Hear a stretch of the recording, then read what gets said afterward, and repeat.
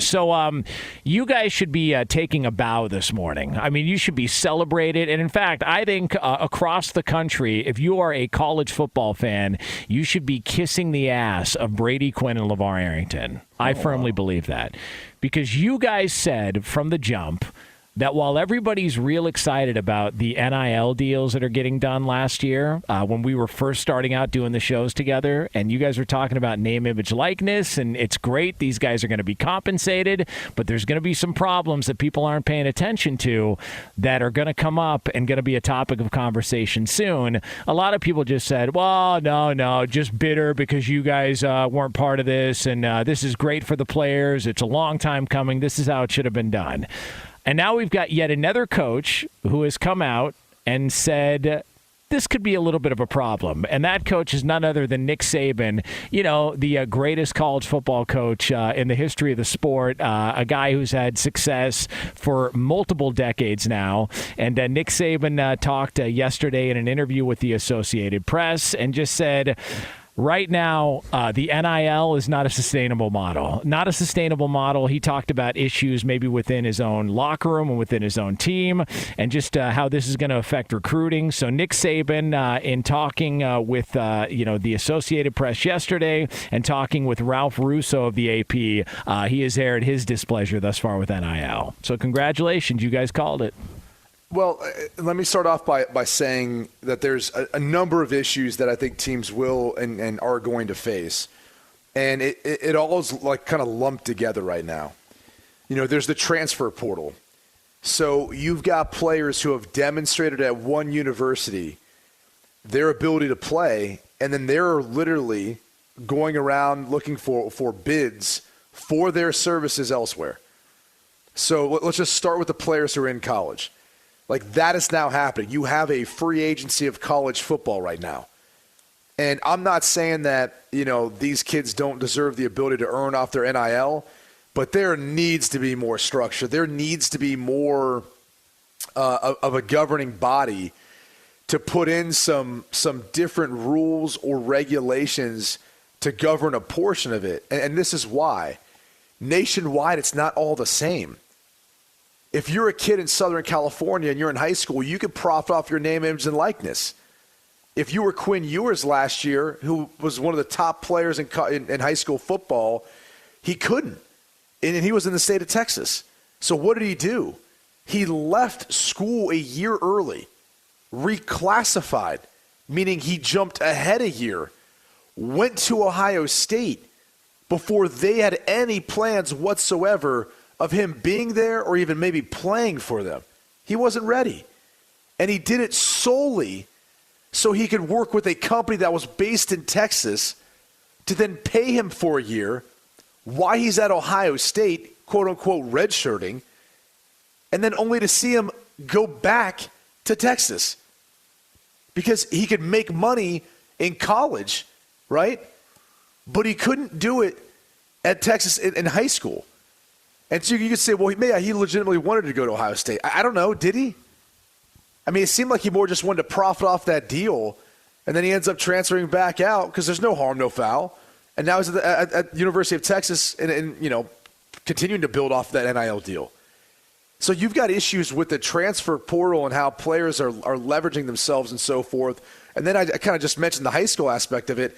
Not every state's the same. So there's some states that you're going to be able to pay those players while they're in high school. And you're saying, well, isn't that inducement? Well, it is, but this is the workaround. You look at the young kid in Southern California who committed to Tennessee, the workaround's the language they put within that deal, where they specifically state this is not an inducement for this player to go to Tennessee. So they state in the contract it's not inducement.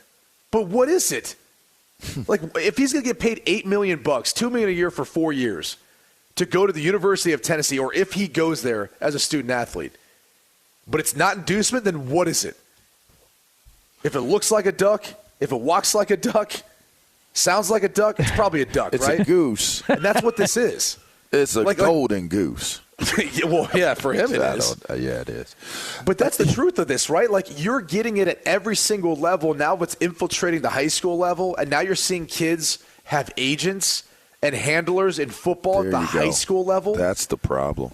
And that's a problem because it's not the play. Like, the original intent of NIL is so that the player can profit off his name, image, and likeness. But you know what's happening? You get all these bad actors flooding into represent these kids, and what do they want? They want Money. A piece of it. Mm-hmm. They want a piece of that. And they want to represent it, and they want to, go around and back channeling bidding. And you know what the worst part about that is? Now the kid's making the decision about where he's going to go based on the advice of someone who they may or may not be overly that close with, or someone who may not be smart enough or equipped enough to handle that decision and what it entails. And then you've got this player now who's going to a school for the wrong reasons. And so he goes in for a short-term payday, and instead of going somewhere where he goes and maybe plays and develops into a superstar in the NFL, or even beyond that, just gets a degree. Now you're popping around different spots. You have no degree that's going to do anything for you when the game of football ends. And you have to get a job. And I know it sounds crazy, but look at the stats, folks. Like, not all these kids are going to the NFL. Not all of them are going to last that long in the NFL. I mean, we talked about Baker Mayfield the first segment. He was the number 1 overall pick. I mean, I don't. Did you guys not think he'd at least get a second contract with Cleveland? Especially after his rookie year. Yeah. Especially after his 3rd year. And now we're after his 4th year, and he's gone. He's going to be somewhere else. Yeah. I have a real problem with this right now because I agree with a lot of the sentiments of Nick Saban. And a lot of people are going to be like, oh, he's just butthurt because, he didn't have the number 1 recruiting class. It was Texas A&M, and they're in the SEC West. They play each other, and Jimbo got one up for him. No, dude. It has nothing to do with that. Alabama will still probably mop the floor with Texas A&M next year. That's just the reality of it. I know this year didn't end up working out that way, but just wait and see. Like, they're going to come back with a vengeance. It's not about that. It's about what's best for these young men, and I think people are starting to realize maybe what's happening right now, this isn't what's best for them. And that's a slippery slope to even say, well, he's butthurt because he lost to Texas A&M, because you got to take into consideration that what he's saying, there's validity to. If this ends up being purchasing players, right? If that's what this turns into, then Alabama will be right up there with the best of them being able to purchase players. Oh, if they want. They'll turn that faucet on. It will never run out. So don't get it confused as if, like, something gave somebody a more competitive edge than what Nick Saban in Alabama has. That's not the point. Another thing to think about here is you covered a lot of it, but what about the parents? What about the family members? We're talking about the agents and the representation that are going to come in and start really warping the realities of these high school athletes. It'll probably go as deep as they will start dealing with youth level athletes in football now for NIL. And the idea of it is as you mentioned, Brady, people are trying to find their golden goose. If it looks like a duck, it quacks like a duck, it's somebody's golden goose. They're trying to find someone that they can make a sustainable for an amount of time, they're thinking probably for a really long time, make money off of. So now what's happening is, If this isn't regulated right, if it isn't put into the right framework as it applies to the portal, as it applies to the NIL deals, then now these young men become price tags. They start to become commodities that are dehumanized because people are going to be trying to get to them and do things and manipulate situations on the I guess the premise of being able to cash in on them if they turn out to be a Power 5 level kid. And so now it's not really about genuinely developing these kids to develop them to be able to be good people. This is really about can I get them into a school where they can go there and it's all about their nutrition and all about their exercise and working out and training and skill work and film work and this, that, and the other, because I need to get them as good as they can get so that I can make them a 4 or 5-star recruit. And it's become a craze. And they're trying to become that because they are in search of what it is that people are influencing them to do. You got to keep in mind, these are young kids. These are young guys, teenagers.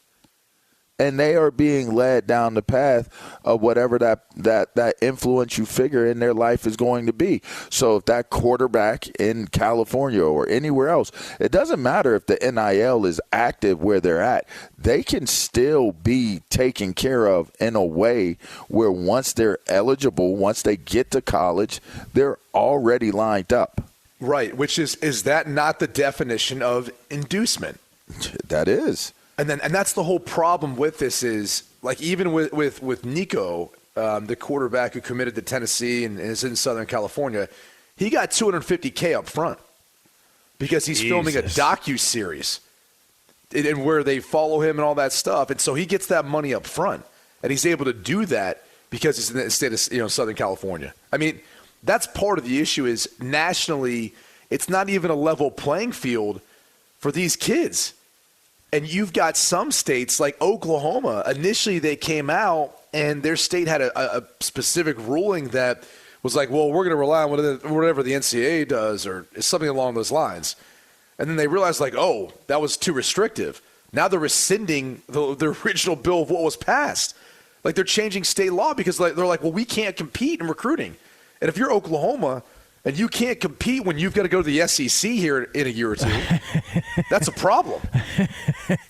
One more thing to add to the conversation is NIL deals that are being done through NIL, nonprofit bodies for the schools, no affiliation to the school, but are collectives that are helping the school. If you were to leave the school and you had an NIL deal come to you, the NIL deal is null and void. Right. You don't get to take that deal to the next Somewhere school else. if you go into the portal. So Right. keep that in mind because that plays a very, very critical piece in terms of, wouldn't you say that has everything to do with them being at that school? Exactly. Like follow the math of it.